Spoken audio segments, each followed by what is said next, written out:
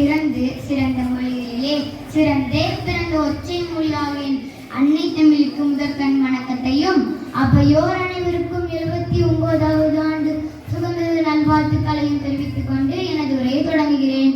எங்கே போகிறோம்? இந்த நாட்டு மக்கள் நோக்கி கேட்கின்றேன். எங்கே போக வேண்டும் என்று சொல்லாமல் வழிகாட்டாமல் எங்கே போகிறோம் என்று கேட்பதற்கு காரணம் என்ன? குற்றங்களை தீர்த்தால் குணங்களை வளர்த்துக் கொள்ளலாம், குறைகளை தீர்த்தால் நிறைகளை வளர்த்துக் கொள்ளலாம். எனவே எங்கே போகிறோம்? வழி தவறி விட்டோமா அல்லது வழித்தடத்தில் தான் செல்கிறோமா? அறிவாலும் கருத்தாலும் நாகரீகத்தாலும் பண்பாட்டாலும் படைப்பாற்றலாலும் நடக்க வேண்டிய பொறுப்பு மனிதனுடையது.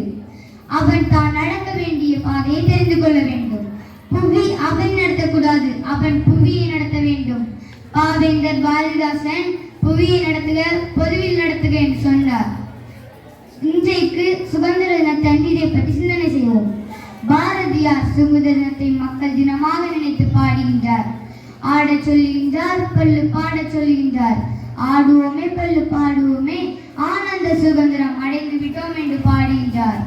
இன்றைக்கு எந்த மக்கள் ஆடுகின்றார்கள், எந்த மக்கள் பல்லு பாடுகின்றார்கள்? எந்த நாட்டு நகர வீதியில் சுதந்திர தின விழா மக்கள் விழாவாக கொண்டாடப்படுகிறது? சுதந்திர தினம் அரசு பணிமனைகளிலும் கல்வி நிலையங்களிலும் கொடியேற்ற விழாவாக முடிந்து விடுகிறது. பாரதியின் ஆசை அதுதானா? இல்லை. தினந்தோறும் மக்கள் பாட வேண்டும், ஆட வேண்டும், ஆனந்த சுதந்திரம் அடைந்து விட்டோம் என்று பாட வேண்டும். இன்று மக்கள் அப்படி பாடாததற்கு காரணம் என்ன? அவர்கள் அனுபவிப்பது ஆனந்த சுதந்திரமா? இல்லை. எத்தனையோ தொல்லைகள், அடிமைத்தனங்கள், பயமுறுத்தல்கள், இவைகளுக்கிடையே இந்த சமுதாயம் மெல்ல உறுத்து கொண்டிருக்கிறது. நேற்றிலிருந்து இன்று பிறக்கிறது, இன்றிலிருந்து நாளை பிறக்கிறது. நம்முடைய இளைய சமுதாயத்தை பற்றிய, இளைய பாரதத்தை பற்றிய அடுத்த வரி இந்த தலைமுறையினை பற்றி நமக்கு கவலை இருக்கிறதா? அவற்றுக்கான திட்டங்களை தீட்டுகிறோமா? அப்படியே தீட்டினாலும் அந்த திட்டத்திற்குரிய விவரங்கள் குழந்தைகளை சென்றடைகின்றனவா? இவையெல்லாம் சிந்திக்க வேண்டியவை. எங்கே போகிறோம்? சிந்தனை செய்வோம். எங்கே போக வேண்டும்? முடிவு செய்வோம். இளைய பாரதமே எழுந்திரு, புதிய பாரதமே எழுந்து வா. நமக்கு தேவையான கல்வி எது என்கிறதை முடிவு செய்வோம். கை வருந்தி இழப்பவர் தெய்வம் என்று நம்பு. வேலையை தேட வேண்டாம், வேலையை உருவாக்குவோம். நாம் வரலாற்றை நிகழ்த்தி நின்று போராடி புதிய வரலாற்றை உருவாக்குவோம். நம் நாட்டை இமயம் முதல் குமரி வரை ஒரே மனதோடு ஒன்றிணைப்போம். எங்கே போகிறோம்? சிந்தனை செய்வோம். எங்கே போக வேண்டும்? தொலைநோக்கு பார்வையோடு முடிவு செய்வோம். வந்தே மாதரம், வாழ்க வாழ்க பாரதம். Good morning everyone. I'm so honored to be here today to celebrate Independence Day with all of you. This is the day that we celebrate our freedom and independence as a nation. The Independence Day theme for 2025 is New India, Empowered India. This theme aims to foster patriotic pride and national unity, particularly among the youth. In India, youth represent the country's strength. Their involvement will shape the nation's future. They are driving the vision of making India a developed nation by 2047. The theme, New India, Empowered India, focuses on promoting sustainable and environmentally conscious living. It also highlights the rise of self-reliant innovation in national security. One of the key areas of empowerment in India is education. Education is the foundation for individual empowerment and national development. By ensuring access to quality education for all, India can equip its citizens with the knowledge and skills needed to succeed in the modern economy. This includes not only academic education, but also vocational training and skills development programs that can help individuals find meaningful employment and contribute to the country's economic growth. Another important aspect of empowerment is economic empowerment. This involves creating opportunities for entrepreneurship, job creation, and financial inclusion. By supporting small and medium-sized enterprises, promoting innovation and technology, providing access to credit and financial services, India can empower its citizens to become economically self-sufficient and contribute to the country's prosperity. Women empowerment is essential for achieving gender equality and inclusive growth.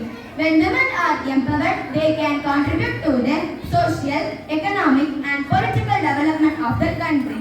Making India a developed nation by 2047 is the ambition of every Indian.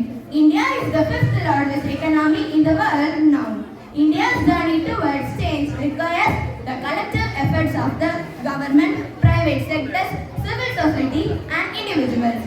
Empowerment is about giving people the tools, resources and opportunities. The people need to improve their lives and contribute to the development of the country. Let us remember that the future we envision is built on the actions we take today.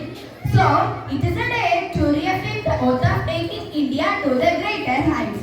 So, my dear friends, as we celebrate today, let's also remember that we are the future. We hold the dreams and hopes of our nation in our hands. Our actions, our choices and our voices will shape what our country becomes tomorrow. So, every moment feel the pride in your heart and let's promise to always value the freedom and build a more prosperous and inclusive society for all. I wish you all happy Independence Day. Thank you. அவையோர் அனைவருக்கும் என் அன்பின் காலை வணக்கத்தை தெரிவித்துக் கொள்கிறேன். நான் இங்கு சுதந்திர தினத்தை பற்றி உங்கள் முன் ஒரு சில வார்த்தைகளை பேசலாம் என வந்துள்ளேன். அனைவருக்கும் சுதந்திர தின நல்வாழ்த்துக்கள். கத்தி இல்லை தேசபக்தி உண்டு, சத்தமில்லை அகிம்சா யுத்தம் உண்டு, ஆர்ப்பாட்டமில்லை எளிய கதராடை உண்டு, கழகமில்லை அமைதி உலகம் உண்டு, அடிமை இந்தியா என்றுமில்லை காந்தி தந்த சுதந்திர காற்று உண்டு. இன்று நாம் நமது இந்திய திருநாட்டின் 79வது சுதந்திரத்தை கொண்டாடும் இந்த இனிய நாளில் சுதந்திரத்திற்காக போராடிய எண்ணற்ற தியாகிகளை நினைவு கூர்ந்து போற்றுகிறோம். நமது தேசத்தின் சுதந்திரத்திற்காக பாடுபட்ட பல தலைவர்களையும் இந்நாளில் நினைவு கூர்ந்து போற்றுகிறோம். 17ஆம் நூற்றாண்டிலிருந்தே இந்தியா 500க்கு மேற்பட்ட சமஸ்தானங்களை கொண்டிருந்தது. அப்போதுதான் ஆங்கிலேயர்கள் கிழக்கிந்திய கம்பெனி என்ற பெயரில் வியாபாரம் ஒன்று செய்து வந்தனர். அவர்கள் பிரித்தாளும் சூழ்ச்சியை செயல்படுத்தி ஒவ்வொரு சமஸ்தானத்தையும் தன்வசமாக்கினர். 18ஆம் நூற்றாண்டிலிருந்தே சில மன்னர்களும் பாளையக்காரர்களும் ஆங்கிலேயருக்கு எதிராக போர் புரிந்தனர். பிரிட்டிஷ் காலனி ஆதிக்கத்தில் இருந்து விடுபட இந்தியர்கள் பல ஆண்டுகள் போராடினர். காந்தியடிகள், நேரு, சுபாஷ் சந்திர போஸ் உள்ளிட்ட தலைவர்களின் தலைமையில் அனைவரும் ஒன்றிணைந்து போராடினர். இவர்களின் தியாகத்தால் 1947ஆம் ஆண்டு ஆகஸ்ட் 15ஆம் நாள் இந்தியா சுதந்திரம் அடைந்தது. சுதந்திர தினம் இந்திய மக்கள் அனைவரும் ஒன்றிணைந்து தேச பற்றுடன் கொண்டாடும் ஒரு விழாவாகும். சுதந்திர தினம் ஒவ்வொரு இந்திய குடிமகனின் மனதிலும் தேச பற்று அதிகரிக்கும் ஒரு நாளாகும். சுதந்திரம் எவ்வளவு விலைமதிப்பற்றது என்பதையும் அதை பாதுகாக்க வேண்டிய அவசியத்தையும் இது நமக்கு நினைவூட்டுகிறது. தென்னகத்தில் ராணி வேலுநாச்சியார், கட்டபொம்மன், பாரதியார், வாஞ்சிநாதன் உள்ளிட்ட தலைவர்களும் இதில் போராடினர். சுதந்திர போராட்டத்தை தலைமை தாங்கி நடத்திய பெருமை மகாத்மா காந்தியை சாரும். எங்கும் சுதந்திரம் என்பதே பேச்சு, நாம் அனைவரும் சமம் என்பது உறுதியாச்சு என்ற மகாகவி பாரதியின் வரிகளுக்கு ஏற்ப நாம் அனைவரும் சுதந்திரமாக வாழ்வது நம் தியாகிகள் பெற்றுக் கொடுத்த சுதந்திரம் தான். நமது சுதந்திரமானது எளிதாக கிடைக்கவில்லை, உதிரத்தாலும் உயிர் தியாகத்தாலும் கிடைத்தது. அந்நிய ஆதிக்கத்தில் அடிமைப்பட்டு இருந்த நாம் இன்று அச்சமின்றி வாழ்வது நம் தியாகிகள் பெற்றுக் கொடுத்த சுதந்திரம் தான்.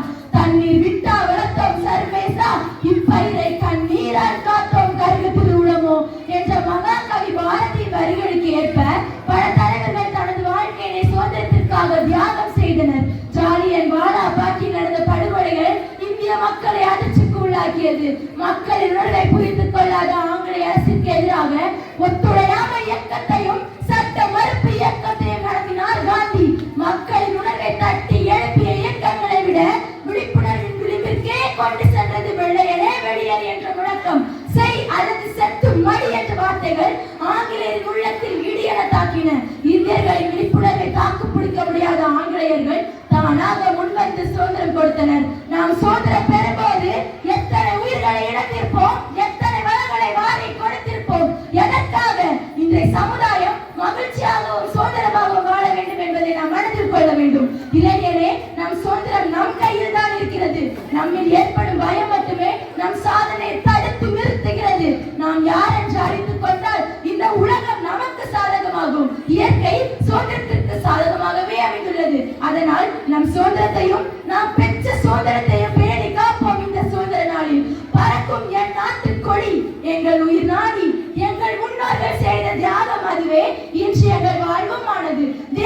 கொடியை நெஞ்சில்